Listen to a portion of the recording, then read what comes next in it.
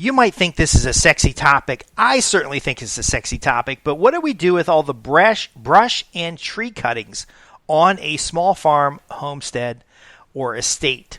How can we use the tree trimmings and other things that we are getting in our maintenance in order to expand and grow our homestead? I'm Justin Hitt with Prosperity Homestead, and I try to share with you practical ideas and concepts that help you get more from your land without a lot of extra effort. And I've railed against string trimmers and leaf blowers, and I've said, well, it's probably okay to use a chainsaw. But even then, there are things you can do with hand tools. In this case, a pruning saw, either on a pole or a small handsaw, or even a brush blade that you can use to clean up your property. Now, you've seen the property that I manage, one of the properties that I manage. It has brush, it's thorns, it's overgrown. We're going to introduce goats for the main reason to clean that up. But it's very difficult to navigate through those woods. So we put up a trail system, and the trail system helps us move through the property. And we're going to use electric portable fencing for the goats themselves. But we don't have enough electric portable fencing to cover the whole property because we have these 12-acre paddocks or these 3-acre paddocks. And so what we've got to do is we've got to cut lines through from trail to trail, basically. So through the woods from trail to trail. Now, we could make additional trails, but the forest mulcher, which was originally like $1,300 a day, is now $2,000 or $2,200 a day. And so as time progresses, inflation is causing our costs to get much higher. Same thing with chainsaw. Fuel used to be $2 a gallon. Now it's $3.20 a gallon. I've heard it's as much as $4 a gallon in other places.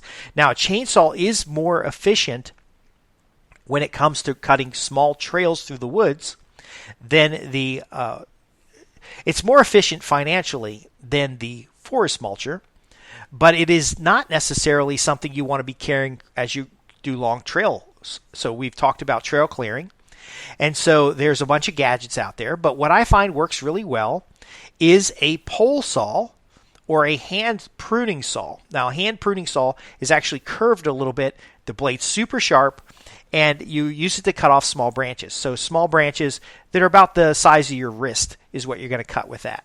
Now, the chainsaw can cut down full trees, but if we're clearing woods, we can use big equipment. That's the appropriate thing. But if we're just cutting a trail or a path from one trail to another so we can set up a portable electric fence, then all we need to do is go down through the woods and cut the side branches off the trees that we're working with, as well as removing any small trees.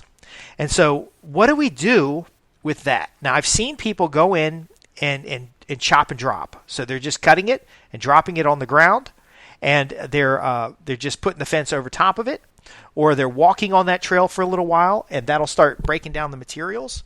But chopping and dropping is one option because it alleviates all the hauling. If you're dragging branches out of the woods, you're not working effectively. Now you can take the branches and cut them and then lay them in the woods with the stump end facing your fence. You want to be able to walk your fence lines. That's another option. And of course, your goats or your animals can eat the branches, so we can make tree fodder by either hanging the branches in the woods somewhere to dry or laying the branches down and letting the animals eat the green materials off of them. Now, if we add two very important observations, we can get even more value from these trees. The one observation is when we cut the trees. If we cut the trees when the leaves fall off, we have no leaves to feed the animals. If we're cutting trees off at the ground, then we have the potential for those trees to coppice, but we don't want trees to coppice in our fence line because now that's in the way. We'll have to keep cutting them. So instead of cutting the trees when all the leaves have fallen off, we want to cut those trees when there's leaves on the trees so that we now have food for the animals. Not necessarily immediately. We could dry those out for the winter. It depends on your climate. But we don't want to cut the trees on the ground because a vertical tree cut off above head height can now regrow. So we can cut it when the leaves are falling off and it will regrow in the spring, or we can cut it when it has leaves at an appropriate height with the appropriate type of tree, and then it'll regrow leaves, and now we have shade for the animals, we have regrowth that's above our fence line, and we ultimately have something that we can still navigate around. Now, there will be times where you want to cut trees off at the ground. Like eventually you want the tree and stump gone because maybe you want a 4-foot wide path from a wide trail that's 13 feet wide. Now you have a fence line or a walking path that's 4 feet wide. You're going to put your electric fence down it. Maybe you're going to run an ATV through it. Maybe you're going to hike through it. Maybe you're going to run a water line. And we don't want any stumps. And the brain says, well, just cut it off at the ground. But if we cut it off at the wrong time of the year, if we cut it off at the ground and it regrows, then we have, instead of 1 stick sticking out, we have 8 sticks sticking out. We have to cut that branch in such a way that it'll come out. It'll come out as easy as possible because we don't have a trail to bring a piece of equipment. So we can do one of two things. We can use a puller, so it's a pole with a little hook on the end. It can actually pull small trees out of the ground. And so we're going to cut the tree off about hip high. We're going to strip it of all of its side branching. We're going to either turn the top into tree fodder, or we're going to take the top and use it. We're going to talk about brush fencing here shortly, but we're going to use it some other way, and then we can pull the small tree out. The problem is that tree is going to have to be smaller than our wrist to pull it out of the ground. And if depending on the type of tree, it could be pretty hard. So the cutting it off about hip height, stripping it of all of its branches, actually will start starving the tree. You can cut a notch in the top of the tree in order to cause it to die on purpose, to settle water on the top of the tree and start to rot out. Now, if the tree rots out, it'll be easier to pull out of the ground because it'll die off the surface of the ground. So do you see these methods? So now when you attend a course, and by the way, Sustainable Homestead Institute is somebody we work with very frequently. I am a student of them learning about the goats. That's why I don't talk about the goats as other than the things that I know work, because I've learned them and used them. But ultimately, when it comes to trail clearing, these methods for trail clearing allow you to get your fences up quickly and to allow the animal pressure to prevent the regrowth. So we're talking about paths in the woods about 4 feet wide where we're going to run temporary electric fencing, or the paths that are around permanent perimeter fencing. How do we maintain those so that we reduce our actual labors? But also, the utility value, the things that I teach, is how do we increase the amount of calories on that pasture, the amount of shade, the amount of value that we can deliver to the animals. And so how we cut these things matters. So we're not cutting and hauling and ripping things out. We're looking at the type of tree, and we're looking at how that tree survives. And we're saying, okay, this tree right here, if we cut it above our head, it'll regrow because it's nitrogen fixing, or it's it's a tree that will pollard. Pollarding is a method of managing trees. Now, if we've got a tree that's away from a fence line and we know it's going to get a rest period, we can cut it off at the ground because we know it's going to coppice. We know it's going to create new shoots that are going to provide food for the animals. We know that if we cut branches when there's leaves on them, that we can dry those branches by hanging them, and now that dried leaf will be food for the animal in the winter. That's why I want to introduce brush fences, by the way. Because if you have a pasture rotation, you can actually cut those branches, create brush fences offset from your actual electric fence. So you drag the branch into the woods for a little bit. You put up some vertical posts. You weave, and a lot of this was done in Europe. You weave the green branches in between these posts. And now, because the animals are not going to revisit for a while, you now have your tree fodder in the field drying out, because again, it's vertical with the woven branches in between. It provides a slight barrier. It provides shelter for wildlife. It provides bird habitat while the animals are not there. And then when you get back to rotation, your animals can eat the leaves and the small branches off of the fence, and they aren't going to hurt anything. And because the fence was set up offset of your electric fence, they're also not going to be near your electric fence.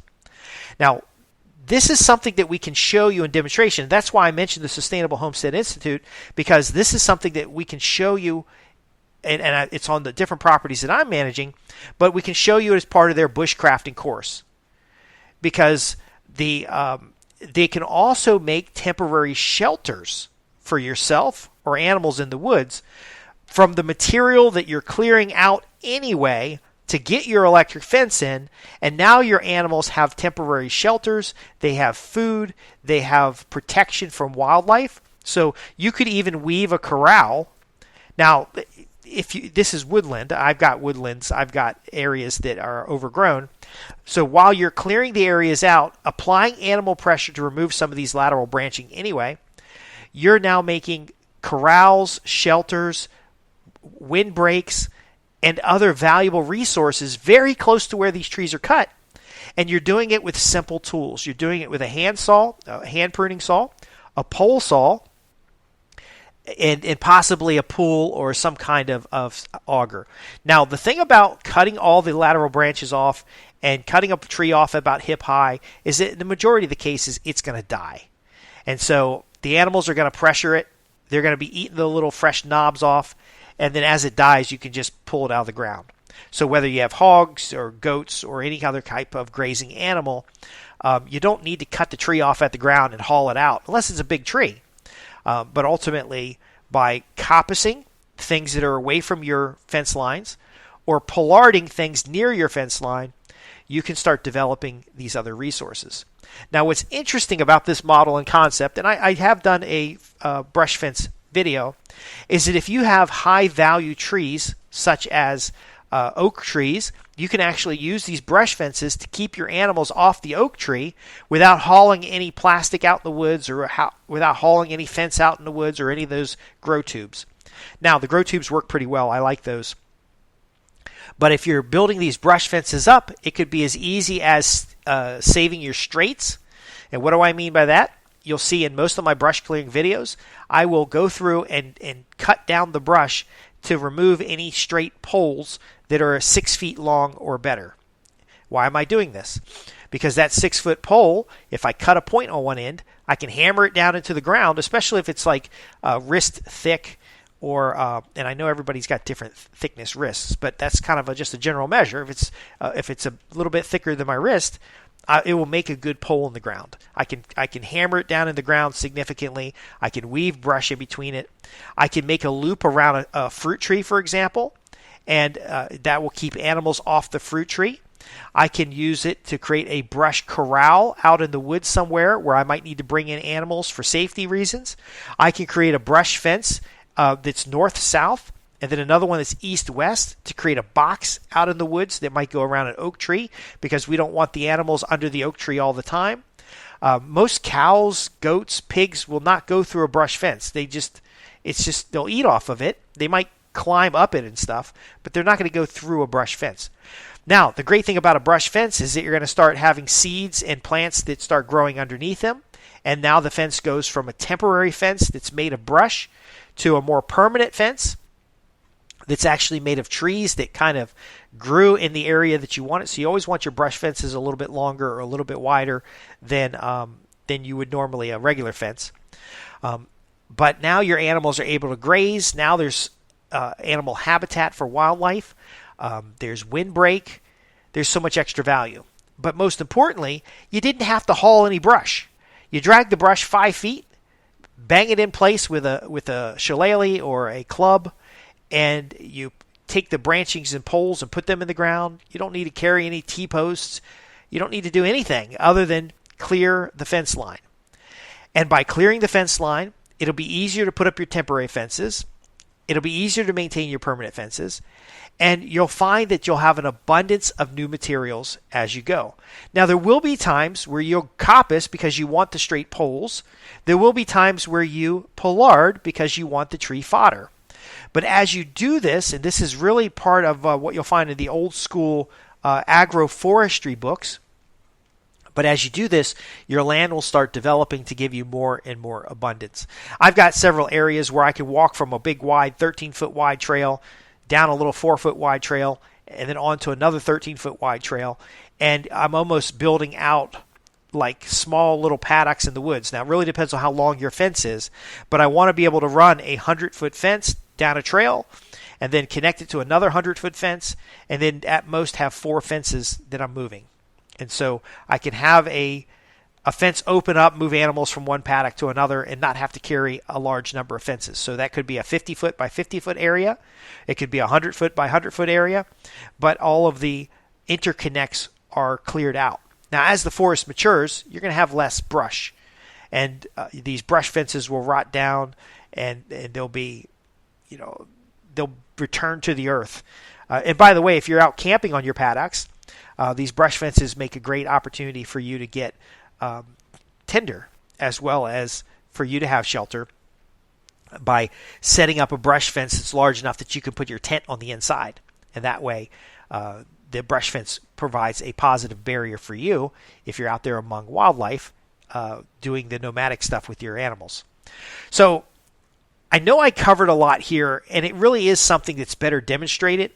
So you can visit the Sustainable Homestead Institute at www.sustainablehomestead.com and join their Essential Survival class. And you're going to learn about brush shelters there and different kinds of ways to get more from the natural environment, especially when you're looking at wooden tools. So the tools that are naturally in your environment.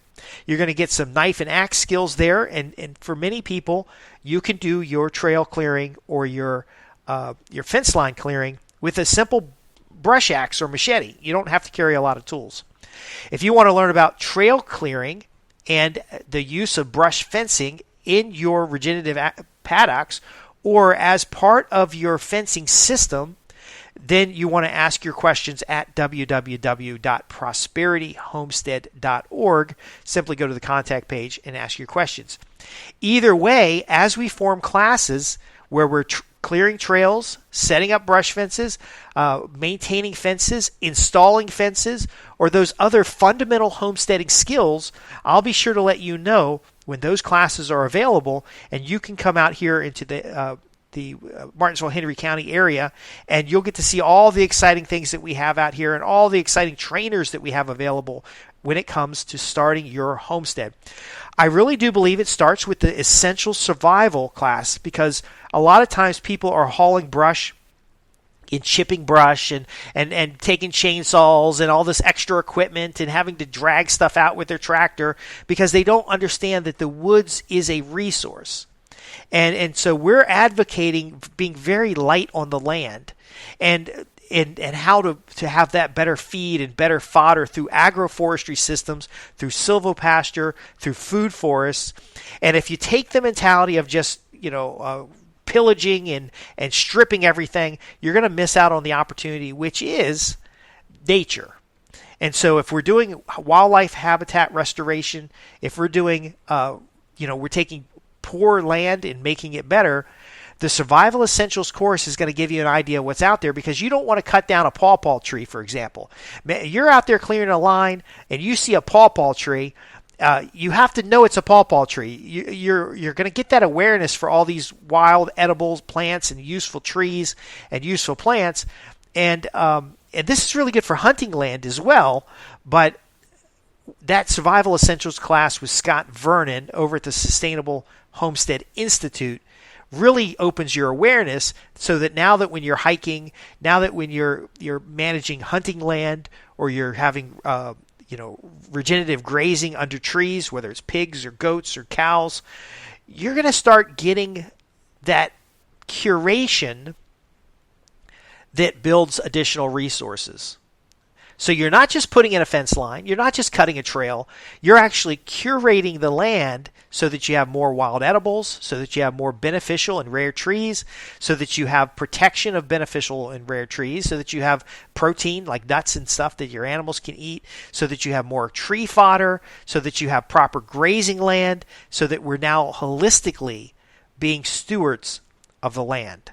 So again, if you simply just want to ask a question, or you want me to to answer some questions that might help you find what resources are right for you, visit us at www.prosperityhomestead.org. And you're going to start seeing more of these classes they don't seem like they're related, but they are foundational to you understanding how to be a good steward of that land, how to work with nature, how to get the most from every acre of your property, how to minimize the amount of outside inputs that are necessary to build your homestead. I'm Justin Hitt with Prosperity Homestead. Thank you so much for listening. Thank you for being a part of what we do. Be sure to ask your questions and make your comments, because that really helps us understand if we're on the right track. And if you want a practical on-site program that has to do with the things that we're talking about here, be sure to ask and get on a waiting list. We're running active farms. We're not sitting around waiting for students to show up, because now is the time to get your homestead off the ground. And so don't watch another YouTube video. Don't listen to another podcast unless you're outside working. Get outside instead and start enjoying your land. I'm Justin Hitt with Prosperity Homestead. Ask your questions at www.prosperityhomestead.org. And of course, we've got a number of free resources to get you started. I'll see you in the next podcast. Thanks for listening.